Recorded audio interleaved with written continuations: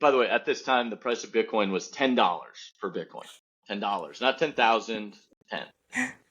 And I'm like, Brian, I just invested a bunch of money in you. Like, don't ask for more money right now. Like, let the sale happen, right? And that would have been the probably single greatest investment I could have made. Yeah, okay. So I would say if you're going to be an angel investor or a VC, like I think no regrets is the best mentality. Knowing and the way I think about it, I will give you one that I missed, but I don't like long-term regret because you have to think it wasn't a part of my story. Like that one's not. It wasn't for me. Like that wasn't for me. Even though I saw it, I did. Like I would have loved it. That type of thing. Like there are a couple that were I think I would have done. So Gusto I would have done. Lyft I would have done.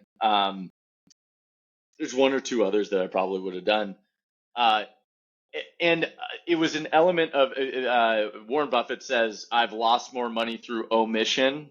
I didn't push hard enough to get into the deal rather than I didn't think I wanted to do the deal. So I didn't push hard enough to get into the deal for those ones.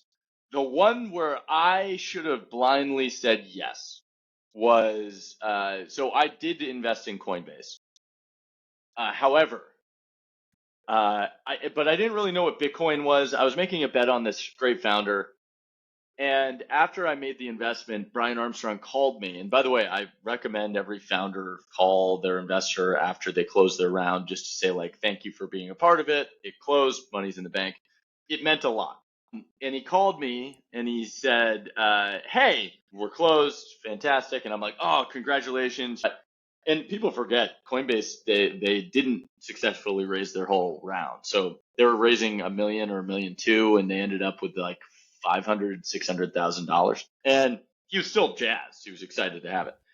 And then he goes, hey, would you, some of the other investors, and it made it sound like there were a lot of other investors, but there were only like 2 other investors than me. And he said some of the other investors are going to buy an equal amount of Bitcoin as you invested in Coinbase. And I was like, I like thought about it for a second, and I was like, Brian, like, by the way, at this time, the price of Bitcoin was $10 for Bitcoin. $10, not 10,000, 10. And I'm like, Brian, I just invested a bunch of money in you. Like, don't ask for more money right now. Like, let the sale happen, right? And that would have been the probably single greatest investment I could have made, just because there was a huge deviation between the price of Bitcoin and what the reality was at that moment too. Like it was very undervalued. I think, but to the point of it wasn't a part of my story. I think if I had invested in that, I would have sold it at some point rather than learning about how Bitcoin worked, getting excited about Bitcoin, like doing the whole system.